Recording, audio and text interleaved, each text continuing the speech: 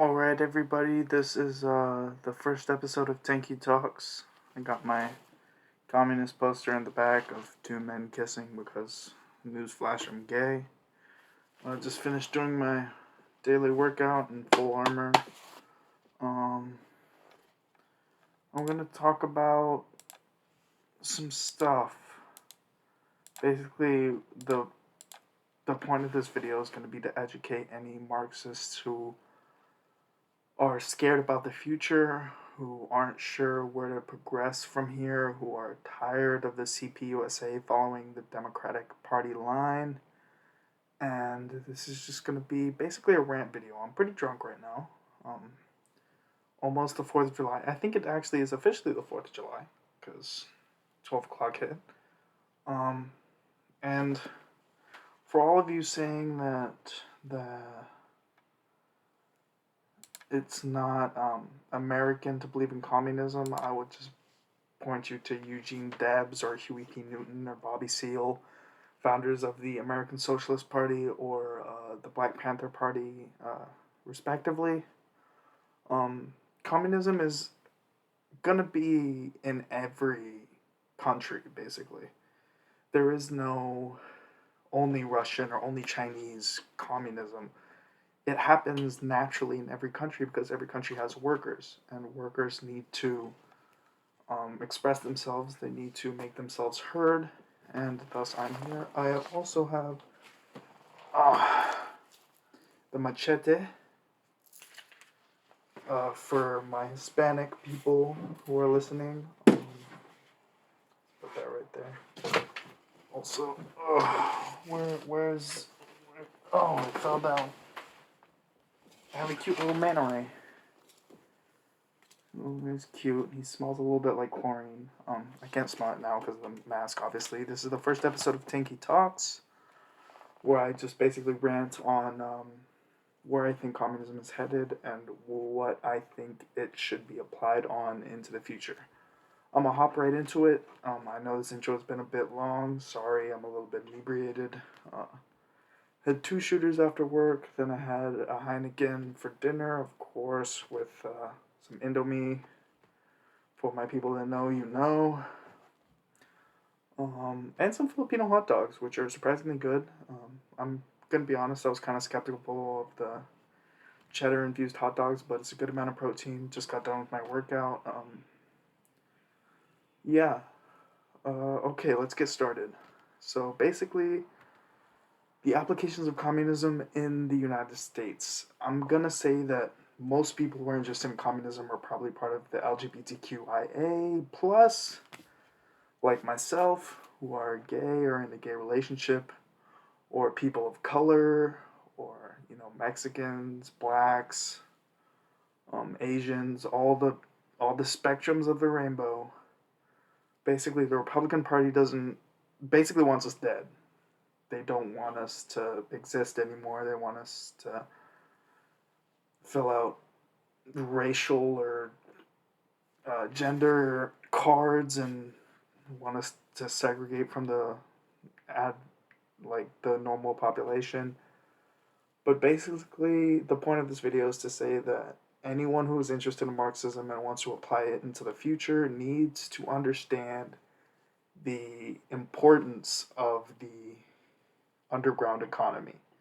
And people always talk about communism like the underground economy is something to be despised, something that isn't part of, the plan that Stalin or Brezhnev or Khrushchev had for us. But I'm here to tell you that that is a planned part of the communist economy. Anyone who wants to live in a communist society and wants to make a little extra money, wants to provide for their family, or wants to just be better off financially than the people around them needs to understand that the gig economy and Uber, Lyft, Twitch, all of that is basically capitalists trying to capitalize on what the gig economy stood for in the Soviet economy. Because the Soviet economy, like if you were a taxi driver, you would make more money than an engineer, you would make more money than a doctor, not because you had any special skills, but because the government paid you the same. and you found a way to take the time that the government gave you for your job, like say a taxi driver, and you found a way to find other avenues of business, like you had, anyone who wanted underground products, that was, what you did. You picked up people, you told them what you had. If they didn't have the money, then you just drove them to their place and you made your base pay. But if they wanted something that you had or that you had access to, you could provide that to them for extra monetary gain. So the future of a communist economy in the United States would be preferable to workers who are trying to live beyond their means or trying to access things that otherwise might not be accessible, because when everyone earns the same pay, like you when the government provides you what you need, like education, rent, healthcare, I already said education, but food, like all these necessities to life that should be provided to every human being, regardless of class, status, or where you ended up birthed into based on the capitalist economy. All of these things you can have access to by interacting with the underground economy. And the underground economy like isn't like the capitalist utopia that people think it is. It's a planned part of the communist economy. Okay? And in places like Cuba, where they sell cigars or other luxury items that aren't accessible to, people that they place these trade embargoes on, people go there just for that, like just for the experience of having that luxury item. People will travel to your country. People will pay good money in order to be supplied with that. Okay? You see where I'm getting at here. The the underground economy isn't something that was written off in communist planned economies as like a byproduct or a capitalist excess. It's part of what the whole thing was built around. You know what I'm saying? Let's take Vietnam for example, okay, and other Southeast Asian countries. They aren't really known for producing all that much, except like you have in the Philippines. You have underground, well, it's sort of underground, where they make like 1911s out of scrap metal. Like they have all the accessibility into the industrial, like they have the industrial capability to make these unmarked firearms that are capable of firing, several shots or a whole clip without, dismantling, or even more than that, depending on, the quality of the people that you're buying from. So I think that people who want to live above their means in a communist economy need to come to terms with the fact that they will be able to do that easily within a planned economy. It's not hard to do. People have figured out how to do this for generations in Vietnam, in Cuba, in, well, not anymore Russia, but, they're still pretty red. I mean, they had people spraying red Z stickers on their fucking tanks before they drive down to Moscow. Like, the way that the world is moving now, I feel that the workers need to be active in their political goals and not just voting. People think that voting is the end all be all of political activeness in a community, but it's not. You need to cooperate with your friends, even people that you don't think are communist. Like if you're communist or LGBTQIA or a person of color and you need people to surround you, you have friends. Like you have people who know you and be like, oh, he's not a bad person. He's Weston, or he's Jacob, or he's fucking Aiden. Like all people will understand where you're coming from. Okay?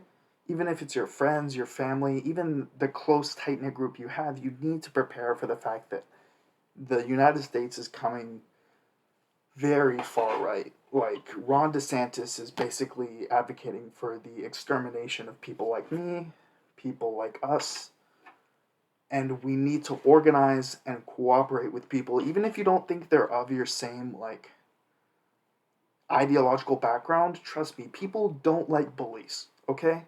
And the government is basically just one big bully trying to extort people out of their money, out of their time, out of their being, out of their right to existence. Okay? And that's something about communism that people really don't understand. It's not that the fact that we don't believe in freedom, because we do, but we don't believe people can be truly free if they don't have access to housing, if they don't have access to food, if they don't have access to healthcare. All of these things that create a stable populace that can subsist on itself. Basically, you need to have enough food production to be able to feed the population. You need to be able to have enough education to educate these people on the history of the world, on what we did right, what we did wrong. And I'm not saying that all of this is black and white. Like, there is a lot of gray area that needs to be uncovered in this discussion. And basically, yeah, that's what I'm trying to get at. For any of my LGBTQIA people, I'm here for you. Post down in the comments. I don't know how many people are gonna see this. I don't even know if 2 people are gonna see this, let alone 10 or 100 or 1,000. But this is the first episode of Tankie Talks where I just don on my armor, I do my workout, and I have my little manta ray doll right here. He is the leader of the Communist Party in my eyes. Just a cute, fluffy, little comfortable guy that isn't too offensive, but like at the same time, you need to be prepared for the violence that people are going to enact on you. Because me, I'm a black, gay, Hispanic communist. Like, people are not going to like me. I get that. I don't care. It's who I am. You know? Like, I don't care if people don't like me. I don't care if people think that what I'm doing isn't right. I just try and put up the cute manta ray and just try and treat everybody like, what they deserve to be treated. I make sure veterans get their discount. I make sure policemen get their discount. I make sure that people feel like they're being treated the way they should in a perfect world. Cuz like I look at it as the golden rule. That thing that you're always taught in school or wherever you went to education, like you treat others the way you want to be treated. Well, I do that all the time. you know I make sure my employer is happy. I make sure my customers are happy. I make sure everyone is happy that knows me and knows what I stand for. Okay, you can hate me and I will still show you love. I was raised in a Christian household. I went to Sunday school. I went to all that. I don't necessarily believe in God at the moment, but I understand that what Jesus died for and what he stood for means something to a lot of people. And I don't think that's a bad thing at all. I believe in the power of the church. I believe in the power of, being saved and the fact that Jesus died for our sins. I just I just don't see a world in which, the more I see on the news, the more I see people hurting each other, the more I see imperialist wars happening, the more I see all of this negativity being brought into the world happen. I just don't think that this is the world that Jesus wanted. And I want to create that world, even if he's not real, even if he was just a Jew in the middle of the Middle East who died and wasn't the Son of God. Like, I don't think that matters. I think that what he stood for and the things that he preached are important. You know what I'm saying? Like, when they say that a rich man, it is easier for a camel to go through the eye of a needle than a rich man to get into the kingdom of heaven. When I look at that today, I see people like me who are making like dual income, 70,000 a year at max, who are barely making it by, who are barely paying their rent, We aren't rich by any means, and we make up the vast majority of this economy. Like, people like us who go into work, clock in, do a thankless job for a thankless service, and get paid the bare minimum in order to survive, like, we make up the vast majority of the population, let's be honest. Like, not every American is a millionaire. That's just a fallacy. That's just something that they put on the news to make you feel better. Like, anyone can win the lottery, but you have a higher chance of being struck by lightning than winning the lottery. It's literally a tax on stupid people, and I am the stupid people. I want to believe that one day I can win the lottery and all my problems will go away and I'll just be able to put half away in savings and give the rest to anyone who wanted it. Like, I buy Loteria stickers on whenever I have spare money. Like, I want to believe that life can be easy, but it's not. And every day I live, I feel that unless I act now, there isn't going to be a future. So, to any of the people who are in a minority community who are lesbian, bisexual, gay, transgender, black, Hispanic, Asian, um, I know there's some race that I'm missing. I'm sorry if I missed you, but any minority community who believes in the value that, you know, political freedom isn't as important as the freedom to own a house or the freedom to eat or the freedom to have a right to education or the freedom to live a long healthy life, like, those come before political freedom, obviously. That's not even a question anymore. That's just a given fact. Like, if you can't eat but you're politically free, what are you going to do with that political freedom? You're going to vote for the things that, might even be in your own disinterest. That's how they get you. They portray all these political freedoms as the end all be all, but in the end of the day, people don't have access to the freedoms that make you free. Like, people are still struggling to pay rent. People are still struggling to feed their families. People are still struggling to live on a day to day basis. You know what I mean? Like, I've been ranting long enough. I'm gonna go on the end, like, conclusion here. So basically, if you're a communist, not a fucking MAGA communist, not a pat sock, I'm gonna admit, there was a time in my life where I believed I would be a pat sock, because when I read Lenin's letter to the American working man, I was enthralled. I thought, hey, he believed that the bourgeoisie revolution of the 1776 era, was important and brought in a new stage of political development.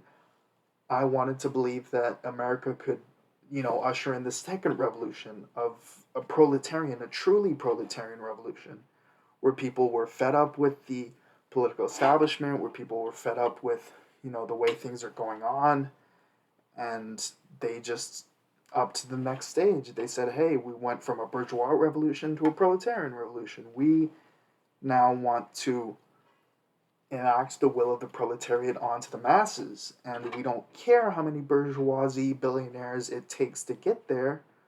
We want the American people to be free, not necessarily politically, but free to live their lives, to fully embrace that idea of the pursuit of happiness. Because the way that the pursuit of happiness is brought about in our current constitution, it's basically the pursuit of drugs, the pursuit of prostitutes, the pursuit of things that will make you temporarily happy but won't make you truly happy. Because the thing that makes you truly happy is creation. The thing that makes you truly happy is the assurance that your children will live a better life than you. The assurance that things are going to get better as time goes on. And lately, I've just been feeling like that assurance isn't there. We're moving backwards when it comes to race relations. We're moving backwards when it comes to gender relations. Like, communist countries are doing better than us. Like, straight up. Communist China, which arguably is a degenerated worker state and isn't really truly a communist state, or countries like Cuba, which have an excellent medical program, which have, even if their jobs are bullshit, where it's just standing at a fucking bus stop and monitoring the people that go to and from, Like, at least that person has a job. At least that person can bring home red beans and rice to his family every day. Like, or places like Vietnam, where we were once at war with them, and now they're strong U.S. allies against China and the Southeast. Like, who the fuck saw that happening? 30 years in the past. Who would have imagined that? Like, the way things are moving, basically, I want to urge all communists who see this video, or all Marxists, or all anarchists, or all people who are left-leaning, train. Train and prepare yourself for the day when the right wing wants to get rid of us. Because we are an expendable asset. The minority of this democracy, the way that it's set up, we are here to be expended. We are here to be expended in imperialist wars. We're here to be expended in economic gain. We are just a product. We need to band together as a people and say we are not a product, we are a people, and we need representation in our government, and we need actual change. Not Obama's fucking neo-Soviet fucking posters that say change or obey or whatever the fuck that they're, displaying the Democratic Party as these days. We need actual, legitimate, constitutional, or representational change. And in the meantime, while the right are fighting to take our rights away, while the right are fighting to deprive us of humanity, we need to stand up and say, hey, we're not going to take this. We're going to train. And if you try to take us out, we're going to take as many as you out as possible. I have the bulletproof vest. I have... Where the fuck is it? Oh, come on. It fell. I have the machete of the People's Revolution Institution in Mexico. We don't have cavalry anymore. We don't have Pancho Villa riding around with bandoleras, but we have strength. Okay? We train every day, and we make sure that our rights will not be infringed. That's the most important thing. If you have access to a firearm, if you don't have a criminal record, please, I don't care if the Democrats say that, assault rifles are the next big killer or whatever, exercise your right to bear arms. Exercise your right to train. Go to the range. Shoot a couple 5.56 rounds. Plink a target for a little bit. Because people like me, who don't have access to that, who have a criminal record, we have to make do with this. We have to make do with the fact that we have to look someone in their eyes and take their life if they want to take ours. Okay? And just the ability to protect yourself, protect the people that you love, organize with the people that you love. Tell them, hey, I don't like the way that this world is moving forward. I need to make a change. Do that. Okay? And basically that's it. Yeah, that's the end of this Tanky Talks. I've been ranting for a while now. This has been the first episode of Tanky Talks. Viva la revolucion. That's gonna be the end of the video. Thanks, guys. If you want to hear more Tanky Talks videos, just subscribe to my channel. Hit the like button, subscribe, all that bullshit. And if you don't, then that's okay too. Tell me why you don't. Tell me, let's have a discussion in the comments. I'm willing to take any naysayer's opinion and fully analyze it, okay?